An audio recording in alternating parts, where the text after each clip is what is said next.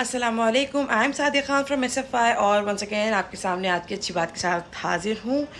और सबसे पहले तो my heartiest apologies because I took a lot of time. मुझे बहुत पहले क्वेरी भेजी गई थी, लेकिन just because of some engagement, आपको पता है ईद थी, रमज़ान और सारा कुछ चलता रहा सिलसिला, आज थोड़ा सा मौका मिला है।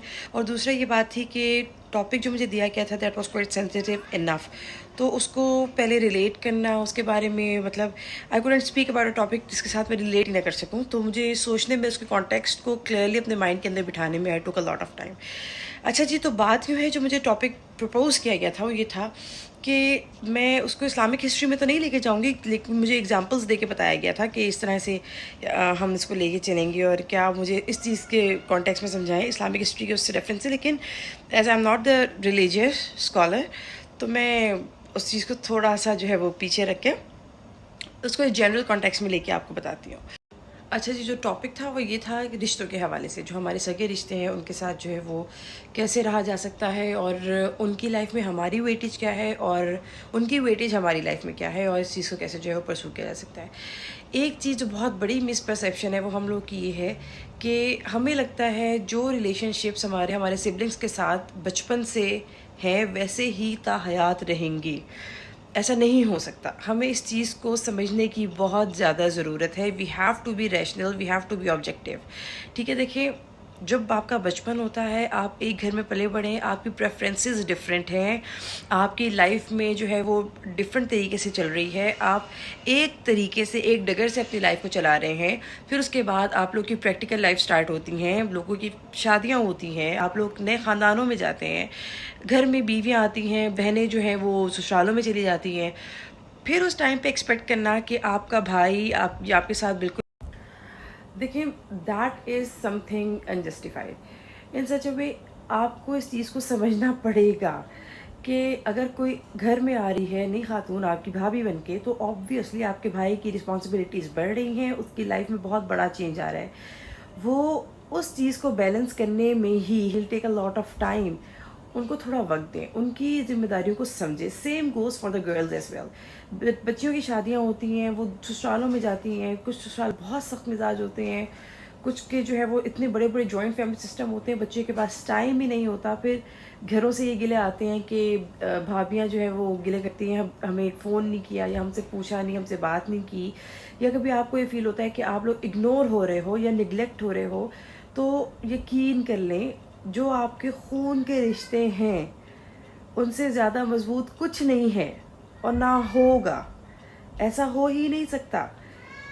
ठीक ठीक है जी, ये तो बात होगी आपके सिबलिंग्स की कि for the females as well and for the males as well, बहन और भाई दोनों के हिसाब से ज़िंदगी चेंज होती है, ज़िंदगी की प्रेफरेंसेस चेंज होती हैं, ज़रूरियात चेंज होती हैं, इंपॉर्टेंस चेंज होती है, रिस्पॉन्सिबिलिटीज़ चेंज होती हैं। तो इंसान को उसके मुताबिक एक्ट और रिएक्ट करना पड़ता है।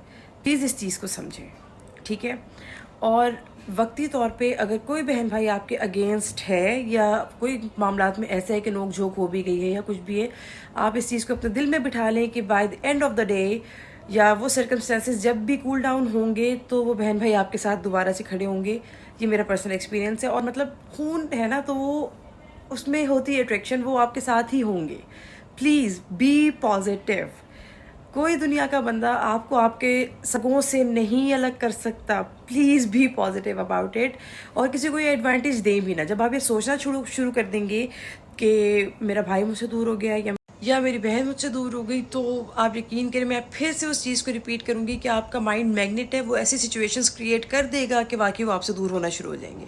तो जस्ट फॉरगेट अबाउट इट। अगर आप अपनी लाइफ को अच्छी तरीके से गुजार सकते हैं अपनों के साथ, उनको लेके अच्छे तरीके से, तो प्लीज़ गो फॉर दैट। ये तो बात थी सिबलिंग्स की। अब आ जाते हैं जो क्वेश्चन जो मुझे बहुत ज़ोर से स्ट्राइक किया था, वो ये था कि पेरेंट्स का रोल, कि क्या पेरेंट्स भी जो हैं वो वक्ती तौर पे जो है वो उसको देखते हुए, हालात को देखते हुए जो है वो इनजस्टिस कर सकते हैं अपने बच्चों के साथ, या फेवरिज्म कर सकते हैं अपने बच्चों के साथ। तो नहीं, मैं आपको मिसाल देती हूँ। मेरी सास मुझे ये मिसाल देती हैं कि ये 5 उंगलियां देखें, अगर इसमें से एक भी कटेगी तो उतनी ही तकलीफ़ है। तो माँ बाप के लिए सारे बच्चे एक बराबर हैं। हमें सोच के, क्योंकि हम इंसान हैं, और अपेरेंटली हमें सोच के होता है कि एक बच्चा जो अच्छा कमाता है پیرنٹس اس کے ساتھ بہت اچھے ہیں، یا ایک وہ جو بالکل بھی اچھا نہیں ہے، مطلب جو کہ بہت ہی سب اسٹینڈرڈ زندگی گزار رہا ہے یا باقی بہن بھائیوں کی نسبت جو ہے وہ کمزور ہے، تو پیرنٹس اس کے ساتھ زیادہ کرتے ہیں۔ اچھا، اب میں آپ کو بتاتی ہوں کہ اس چیز کا اندازہ آپ کو تب ہوگا جب آپ خود ماں باپ بنیں گے، اور یہ آپ چیز ایکسپیرئنس کریں گے کہ زندگی کے کسی موقع پہ جب آپ کی اپنی اولاد آپ کی آنکھوں کے سامنے آئے گی نا، تب آپ کو اسی لمحے احساس ہو جائے گا کہ کیا آپ اپنی اولاد کے لیے کبھی برا سوچ سکتے ہیں۔ آپ کو سارے سوالوں کے جواب مل جائیں گے۔ میرے خیال سے، میرے حساب سے دنیا کا کوئی ایسا کپل، ایسے والدین نہیں ہوں گے جو کبھی اپنے بچوں کا برا سوچیں۔